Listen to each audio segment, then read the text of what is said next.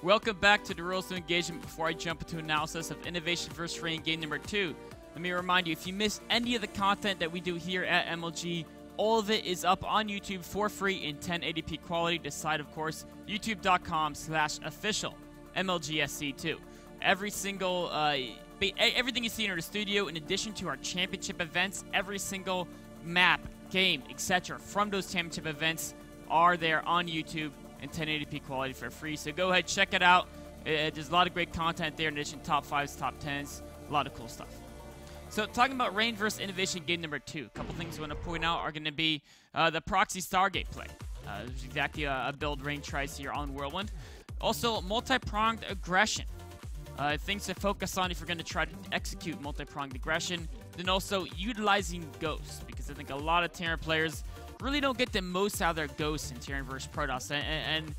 One thing that Innovation does insanely well that almost no pro Terran does, and it's not that difficult to do if you can think about it and keep it present in your mind. It'll help you win a lot of games, so talk about that too. But starting off 3-play at 4:30 in the game, proxy Stargate play that Rain goes for. So we're going to take a look at Rain's vision, right? And if you're doing proxy Stargate play, one thing that's extremely important is to deny your opponent from scouting your natural. If they see there's no nexus here, they're going to get suspicious, and proxy Stargate's going to be one thing that they might think. So first, what do? You put a probe on the low ground, right? Of course, you can scout them to see what they're doing as well. But this probe here, the goal of it is if an SCV comes, it looks like the probe's about to build a nexus. In fact, he would probably just build a nexus and then cancel it later if an SCV came. So it's very important to have that probe on the low ground. Then, he just saw a Reaper just ran past the Stalker, got a couple hits off on it, right? Make sure that Reaper doesn't get into your natural. Now, it's a little bit tricky on some maps against Reaper, but at least on Whirlwind, he's able to deny with the Stalker. Innovation, he could have ran past the Stalker and spotted and seen the nexus was late, but of course, he didn't want to risk losing the Reaper. So this attack, incoming attack, once the proxy oracles kick in, is going to catch him totally off guard. Now, the next step that's important when you're doing proxy oracle play is whenever you're going to strike with the oracles, or even before that, keep your opponent distracted. You can distract them before you send oracles in, because the busier they are dealing with your mothership core harass, the less likely they're going to be thinking about proxying Stargates or scouting, etc. Then, of course, also the mothership core having to scout this drop, which is very important to helping defend against it. Then, of course, when you come in here, if you've done all those 3 things correctly, they have no idea. And even a great player like Innovation, who senses SCVs away very quickly, has a win mine in position, can still take some damage. You can see here, 12 SCVs killed. But of course, because Innovation is such a good player, that's not instantly game over. Of course, MC actually dealt the Widow Mine harass extremely well, only losing a single worker, taking 1 Widow Mine hit on the Mothership Core though as well, clearing up both those Widow Mines without too much of a problem. So now going forward in the game, a great harass by Rain, but Innovation pulled his workers quickly, and because the Nexus was delayed to get that Stargate up, it wasn't like game over or anything like that. Very, very key to defend Orc harass, just pull those SCVs as fast as possible, exactly like Innovation did. Even though you'll take a good amount of damage, you won't be knocked out of the game. You'll still be in a decent position. So now next thing we're going to do is, Innovation's going to keep making units. They're both macroing up here. If you look at the production tab, you can see Rain's going for a blink, knowing that there's medevacs out, a lot of potential drop play. We talked about last game, Blink's very, very useful if you're worried about drops, also gain some additional mortals to help supplement the bulk of his armor. But now we're going to be at a point where we can see what is Innovation doing, right?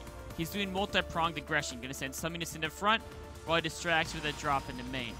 Multi-pronged aggression can be a really strong way to do damage to your opponent, but what's very important is make sure that you're never engaging a large portion of forces with a small portion of yours. If you feel like they have too many guys, just back away.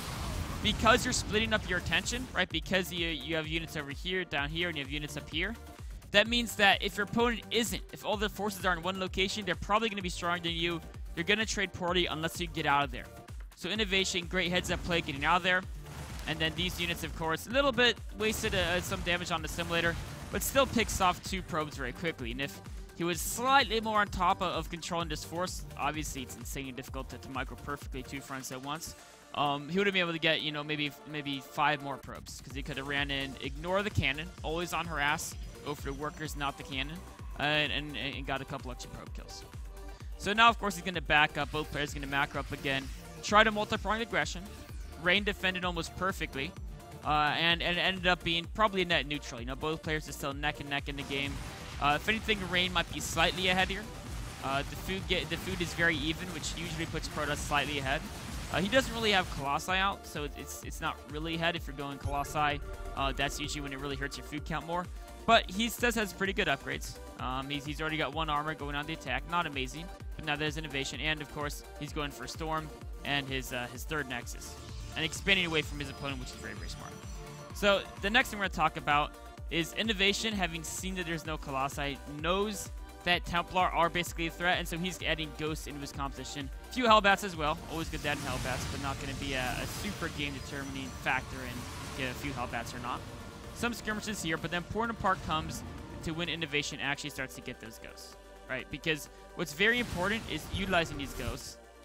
When you come in and you know your opponent has potential storms, what you want to do is it's always important to be able to snipe or EMP these Templar. We'll pause that right here real quick. You want to snipe or EMP the opposing guy's Templar before they can cast storms, right? So let's say your Ghosts are out here in the front of your army, right? You want to make sure that, let's say, a Templar to storm here, right? That Templar has to be like around here or something, right? And so having a Ghost in front means they can knock out the Templar before he gets in range to storm, which is good, right? That's the whole idea. But what's very important that Innovation does insanely well is how many Ghosts does it take to EMP an area in front of you. Maybe even if you want to be able to launch 2, maybe even 3 potential EMPs, it still doesn't, you don't need to put 8 Ghosts in the front of your army to deal with Templar coming in straight away, right? You need to have some Ghosts in the front to deal with those frontal Templar, but you don't need to put all of them. You should never have a pack of 5 plus, 6 plus, 7 plus, 8 Ghosts in the front of your army, because what happens, Ghosts are 300 resources each. They're extremely expensive. And when the battle occurs, they die first, because everything in front dies first. So you put a couple guys here, but then notice there's another Ghost back here, and there's actually one somewhere in this zone as well. We'll take a look at there. But you got to have some Ghosts further back. Very, very important, and it's so important. We can see here, keep an eye on Innovation's Ghosts. We're going to actually watch this battle on very, very slow. He has 2 Ghosts in the front, and then he has 1 Ghost right here and 1 Ghost back there. So even pulls these Ghosts back when there's no Templar as a threat. And then he wants to push forward. He's worried about being stormed. He keeps some Ghosts in the front. Look at this. 2 Ghosts in the front, 2 Ghosts further back. You don't have to have all the Ghosts in the front. Don't control them all as one group. 2 Ghosts in the front, pause, or 2 Ghosts in the back. So when he comes in here, these Templar that have a threat to EMP, what does he do? Boom. He snipes one of them. He's trying to snipe another one. Misses one of them. But that's okay. 2 out of 3. But what happens? Those Ghosts in the front, where are they? Oh, they died. Of course they died. They're in the front. But he still has more Ghosts, right? He still has the Ghost back here, and the Ghost back here, and he's keeping them back. So ideally, he would have actually brought one of them to the front, so he wouldn't have eaten that storm. But the point is that in case the game doesn't end with that battle, in case your opponent has backup Templar, they can come in and storm you from a different direction. In case they have any of these things, you want to keep as many Ghosts as possible alive. There's no reason to have a lot of Ghosts in the front of your army. You don't need a lot of energy to get all the EMPs and snipes. You just need a lot of clicks and very fast clicks. You gotta just focus on hitting those EMPs and snipes quickly, but you don't need 6, 7 Ghosts to really do it. You only need a couple. So extremely important as a Terran player out there.